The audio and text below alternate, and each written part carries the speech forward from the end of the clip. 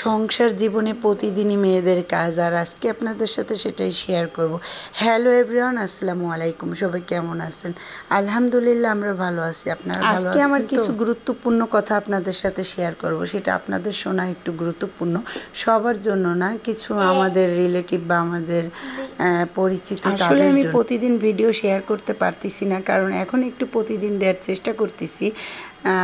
তার মানে এইটা না যে আমি প্রতিদিন এই কাজগুলো করি। দেখা যাচ্ছে কয়েকদিন আগের ভিডিও আজকে আপনাদের লোড দিলাম, এটাই দেখা যাচ্ছে যে আজকে রান্না করতেছি কিন্তু আজকে কিন্তু দিতে পারতেছি না, এটা দিয়ে যে এক সপ্তাহ পরে, এরকমই হয়। আর ভালো জিনিসটাই কিন্তু সবাই ভিডিও করে, খারাপটা করতে চায় না, তাই না? দেখা যাচ্ছে আজকে কালকে আমি হাঁসের মাংস রান্না করছি, আজকে আবার ভুড়ি ছাড়ছি, কিন্তু আসলে এটা কিন্তু সত্য না। আমি যেদিন শ্যুট করেছিলাম সেদিন হাঁসের মাংস রান্না করেছিলাম, আর এই শ্যুটটাও করা ছিল, কারণ শুক্রবার একটু গোশ এগুলো খাওয়া হয়, অন্য দিন তেমন একটা খাওয়া হয় না, কারণ আমাদের মধ্যবিত্ত ফ্যামিলিতে প্রতিদিন এইভাবে খাওয়া যায়, কারণ আমরা যদি চাই তাও আমরা পারি না, তাই না? কিন্তু ভিডিওতে দেখেন এক, কিন্তু বাস্তব জীবনে আরেক, সেইটা বোঝানোর জন্য সবার সাথে শেয়ার করলাম। কেউ কিছু মনে করবেন না, কারণ এইটা বাস্তবতা। কারণ আমি আজকে যে শ্যুটটা করেছি অবশ্যই আজকে আমি দিতে পারবো না, কারণ এটা এডিট করা লাগে, একটু সময়ের ব্যাপার। যারা ব্লগ করে তারা জানে, কারণ আমার অনেকটা কাজ থাকে, এই জন্য আসলে আমি পারি না। এই জন্য যেদিনের ভিডিও আমি সেই দিন আপলোড দিতে পারি না। আর যদি কোনো দিন আমি ভিডিও আপলোড দিই তখন আমি বলেই দেবো যে আজকের ভিডিও, কিন্তু আসলে সেই ব্যাপারটা কিন্তু না, যে আজকের ভিডিও আমি আজকে দিতে পারি না। এই জন্য আপনারা আসলে ভুল বুঝবেন না যে আমি প্রতিদিনই গোশ খাই, কারণ আমার হাজব্যান্ড অনেক সময় বলে যে তোমার ভিডিওর কারণে আমার এগুলো শুনতে হয়, তো আমারও খারাপ লাগে আসলে। এই জন্য আমি সবাইকে অনুরোধ জানাচ্ছি, আসলে আপনারা ভুল চিন্তা করেন, এই জন্য আমি আপনাদের বলে দিলাম যে ভিডিওটা আমি যেদিন করি আমি সেদিন দিতে পারি না।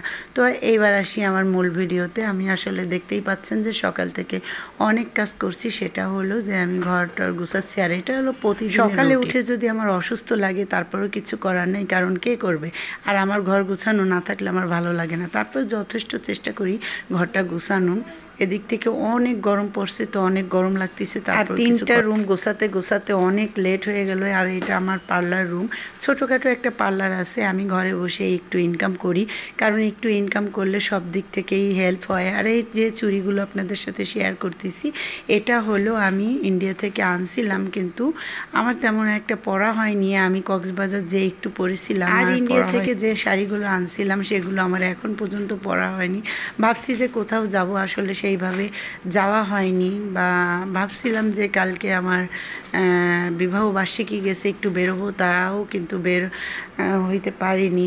তো কোনো একদিন বের হলে আপনাদের সাথে শেয়ার করব। আসলে শাড়িগুলো, ওরকম শাড়িগুলো অনেকে পরে ফেলছে, কিন্তু আমি অনেক আগে আনছি, ঈদের আগে, তারপর আমি পরতে পারিনি। আর এই যে আপনাদের সাথে শেয়ার করতেছি হলো আজকে ভুড়ি রান্না করব।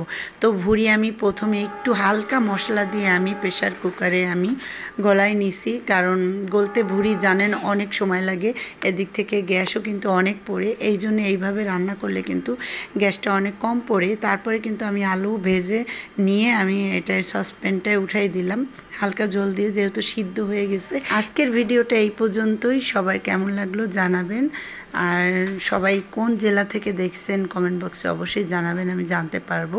তো সবাই ভালো থাকবেন। আসসালামু আলাইকুম, আল্লাহ হাফেজ।